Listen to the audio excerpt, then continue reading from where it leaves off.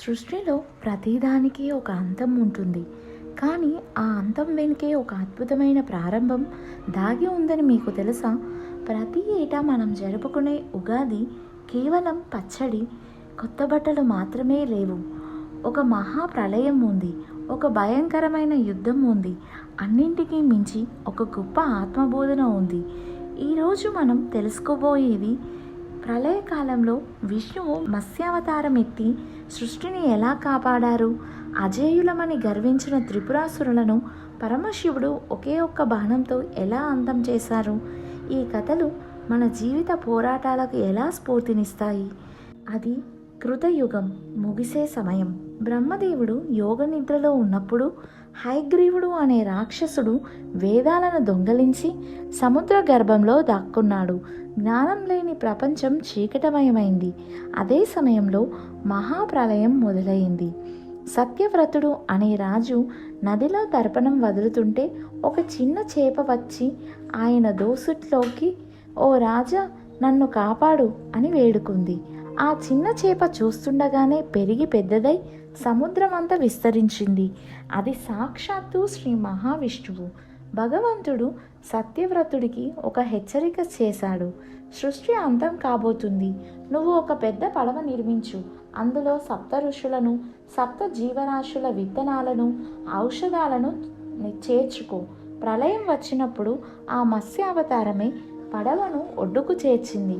హయగ్రీవుణ్ణి సంహరించి వేదాలను తిరిగి తెచ్చింది.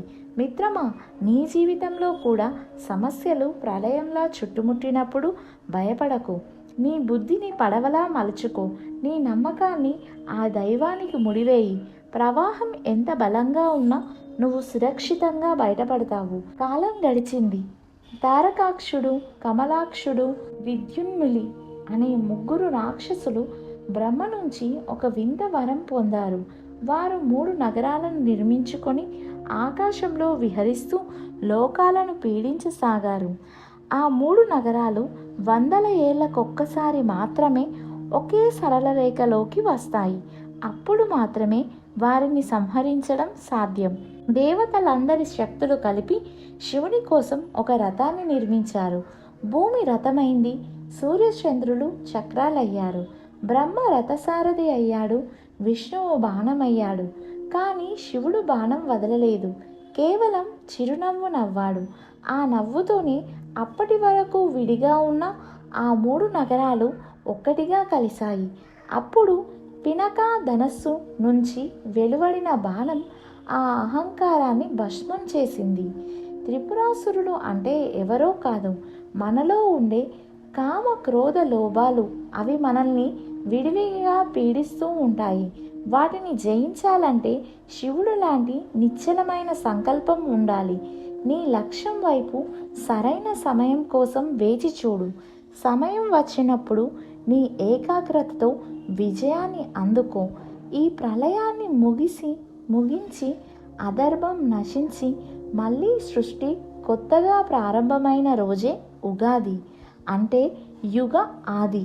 ఇది కేవలం ఒక్కరోజు కాదు, ఒక పరిణామం. మనం తినే ఉగాది పచ్చడి జీవితానికి ఒక గొప్ప సింబల్. తీపి ఆనందానికి, పులుపు నేర్పుకు, ఉప్పు భయం జాగ్రత్తకి, కారం కోపానికి, చేదు బాధకు, వగరు కొత్త సవాళ్లకు.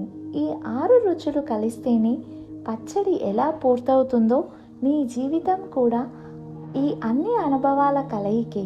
ఏ ఒక్కటి తక్కువైనా జీవితానికి పరిపూర్ణత రాదు. మిత్రమా, ఈ కథలన్నీ నీకు చెప్పేది ఒక్కటే. నీ గతం ఒక ప్రళయంలా నిన్ను ముంచేసిన నీలో ఉన్న ఆత్మధైర్యంతో నువ్వు మళ్ళీ పుట్టగలవు.